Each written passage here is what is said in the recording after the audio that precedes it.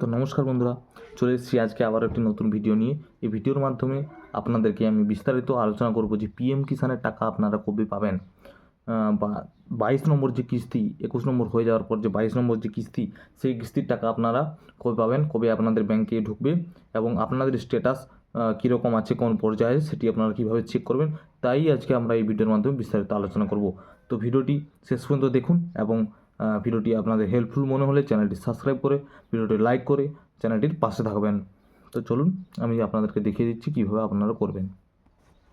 তো আপনাদেরকে আমি দেখিয়ে দিচ্ছি। প্রথমেই আপনারা গুগলে এসে, ঠিক আছে, সার্চ বাটনে ক্লিক করে কিন্তু আপনারা প্রথমেই পিএম কিষাণ .gov.in এটা আপনারা লিখে পিএম কিষাণ লিখে সার্চ দিলেই কিন্তু চলে আসবে। তো প্রথমেই যে ওয়েবসাইটটি চলে আসবে পিএম কিষাণ সম্মান নিধি, যে পিএম কিষাণ .gov.in, এখানে ক্লিক করলেই আমাদের কিন্তু পিএম কিষাণের যে অফিসিয়াল ওয়েবসাইট সেটা কিন্তু খুলে যাবে, ঠিক আছে। তো এখানে সম্পূর্ণভাবে লেখা রয়েছে যে 21 নম্বর ইনস্টলমেন্ট কিন্তু দেওয়া হয়ে গেছে 19 নভেম্বর তামিলনাড়ু থেকে। এরপর কিন্তু আমাদের 22 নম্বর ইনস্টলমেন্টের টাকা কিন্তু আমাদের সকলের ব্যাংকে কিন্তু ঢুকবে। তো এইটা নিয়ে আজকে আমরা বিস্তারিত আলোচনা করব যে 22 নম্বর কিস্তির পিএম কিষাণের টাকা আমরা কবে পাবো, ঠিক আছে। তার জন্য নিচে আমাদেরকে ফার্মার কর্নারে চলে আসতে হবে। ফার্মার কর্নারে চলে আসার পর এখানে কিন্তু নো ইওর স্ট্যাটাস বলে একটি আছে, এখানে ক্লিক করলেই প্রথমে কিন্তু খুলে যাবে এন্টার রেজিস্ট্রেশন নম্বর দিয়ে কিন্তু ওটিপি দিয়ে আপনাদের গেট ওটিপি করে কিন্তু আপনারা পরের পেজে যাবেন। কিন্তু যাদের রেজিস্ট্রেশন নম্বর জানা নেই তারা কি করবেন, তো রেজিস্ট্রেশন নম্বর জানা না থাকলে কিন্তু আপনাদেরকে প্রথমে কিন্তু নো ইয়োর রেজিস্ট্রেশন নম্বর যে একটা লাইন আছে এখানে কিন্তু আপনাদেরকে ক্লিক করতে হবে। এখানে ক্লিক করলে কিন্তু আপনারা মোবাইল নম্বর, আধার কার্ড, যেমন আমি আধার নম্বরে ক্লিক করলাম, আধার নম্বর দিয়ে এখানে বাম দিকে আপনাকে আধার নম্বর দিয়ে এখানে ক্যাপচা কোড যেটা রয়েছে সেটি আপনাকে ডান দিকে বসাতে হবে। এরপরে কিন্তু আপনি গেট আধারে ক্লিক করলেই কিন্তু আপনার কিন্তু রেজিস্ট্রেশন নম্বর ক্রিয়েট হয়ে যাবে এবং রেজিস্ট্রেশন নম্বর আসার পরেই কিন্তু আপনি সেখানে রেজিস্ট্রেশন নম্বর আর ওটিপি দিয়েই কিন্তু আপনি পরবর্তী পেজ খুলে দিতে পারবেন। দেখুন আমি এখানে একটা উদাহরণস্বরূপ একটা কৃষকের বের করেছি, ল্যান্ড সিডিং, এখানে ইয়েস আছে, Aadhaar bank account sending status, এখানে ইয়েস আছে, if you have already seeded please click here to check the seeding here, এইরকম কিন্তু একটা পেজ ওপেন হবে ওখানে আপনার রেজিস্ট্রেশন নম্বর আর ওটিপি দিয়ে। এর কিন্তু দেখুন 14 নম্বর ইনস্টলমেন্ট কিন্তু ঢুকবে। তো এখানে কিন্তু এফটিও প্রসেস নো রয়েছে, ঠিক আছে, পেমেন্ট স্ট্যাটাস রয়েছে আর একটি signed by state for 14 number instalment.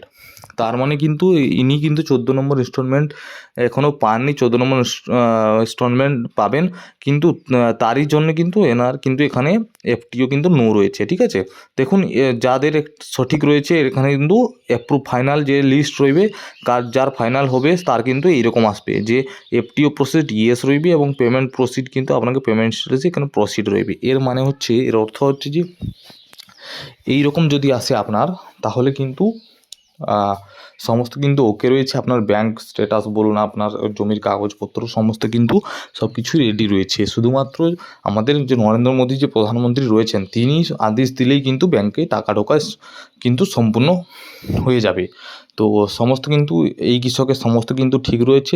Narendra Modi যবেই আমাদেরকে বলবেন টাকা ছাড়ার কথা, তবেই কিন্তু আমাদের টাকা ছাড়া ব্যাংকে কিন্তু চলে আসবে। তো প্রথমেই বলে দিই যে আমাদের যে 3টে কিস্তি, আমাদের যে বছরে যে 6,000 টাকা 2,000 করে যে 3বার যে আমাদের পিএম কিষাণের টাকা ঢোকে, তো তারই কিন্তু এখানে এখন একটা কিস্তি কিন্তু আমাদের ঢুকবে। সেই কিস্তি হচ্ছে, দেখুন প্রথম কিস্তি হচ্ছে ডিসেম্বর মার্চের মধ্যে একটা ঢুকে, একটা হচ্ছে আগস্ট নভেম্বরের মধ্যে একটা ঢুকে এবং এপ্রিল জুলাইয়ের মধ্যে একটা কিস্তি ঢুকে, মানে 3টে কিস্তি টোটাল 2 করে 6,000 টাকা। তো এখন কিন্তু আগস্ট নভেম্বরের টাকা কিন্তু অলরেডি ঢুকে গেছে, ঠিক আছে। তো এখন কিন্তু পরবর্তী কিস্তি যেটা আমাদের রয়েছে সেটা হচ্ছে কিন্তু আমাদের ডিসেম্বর থেকে মার্চ, এই ডিসেম্বর থেকে মার্চের মধ্যে যে কিস্তি সেটা কিন্তু এখনও কারো অ্যাকাউন্টে আসেনি। তো সকল কৃষক কিন্তু সকলেই কিন্তু ওয়েট করে রয়েছে সেই কিস্তির কারণে। তো সেই কিস্তি নিয়ে আজকে আমাদের আলোচ্য বিষয়। তো আমরা আজকে জানবো সেই কিস্তির টাকা কিন্তু কবে ঢুকবে। এরপরে কিন্তু এপ্রিল এবং জুলাইয়ে টাকা কিস্তি ঢুকবে। তো অনেকেই বলছে যে 13ই মার্চ এই কিস্তির টাকা ঢোকার সম্ভাবনা রয়েছে, কিন্তু এখনও সরকার থেকে সেই রকমভাবে কোনো নির্দেশ আসেনি। তো আমরা কিন্তু সরকারের নির্দেশের অপেক্ষায় রয়েছি। সরকারের নির্দেশ আসলে কিন্তু আমরা আপনাদেরকে জানিয়ে দেব এবং আপনাদের টাকা কিন্তু তখনই ঢুকবে। কিন্তু আলোচ্য ভাষা একটা খবর এসেছে 13ই মার্চ টাকা ঢোকার কথা রয়েছে, আশা করি ঢুকতেও পারে। তো এইরকম 3টে কিস্তি রয়েছে। তো ডিসেম্বর মার্চ মাসের এই মাসের মধ্যেই কিন্তু আমাদের টাকা ঢুকে যাবে। এরপরে কিন্তু আমাদের দ্বিতীয় কিস্তি যেটা রয়েছে আমাদের 23 নম্বর কিস্তি হবে, সেটা হচ্ছে আপনাদের 23 মানে আপনাদের এপ্রিল থেকে আপনাদের জুলাইয়ের মধ্যে কিন্তু সেই কিস্তি ঢুকবে। তো আর কিছুদিনের মধ্যেই আশা করি 13 মার্চ যেটা শোনা যাচ্ছে, এবং না হলে আপনাদের মার্চের মধ্যে কিন্তু এই কিস্তির টাকা ঢুকে যাবে। তো এখানে কিন্তু চিন্তার কোনো বিষয় নেই বন্ধুরা। তো এই হচ্ছে আপনাদের সমস্ত বিষয়। তো এখানে কিন্তু আপনারা নিশ্চিন্তে থাকুন, আপনাদের এই মাসের মধ্যে কিন্তু আপনাদের টাকা ঢুকে যাবে। আপনারা একটু গিয়ে বই আপডেট করাতে পারেন 13 তারিখের পর, অথবা আপনারা মোবাইলে যদি কারো ব্যাঙ্ক অ্যাকাউন্ট যোগ থাকে তো সে কিন্তু সেখানে দেখতে পারে। তো অসুবিধার কিছুই নেই। এরকম আরও সুন্দর সুন্দর নানা রকম ভিডিও পেতে কিন্তু আমাদের চ্যানেলটি সাবস্ক্রাইব করে পাশে থাকবেন। এটি আজকে সম্পূর্ণ তথ্য এই নিয়েই ছিল। তো ভিডিওটি ভালো লাগলে অবশ্যই চ্যানেলটি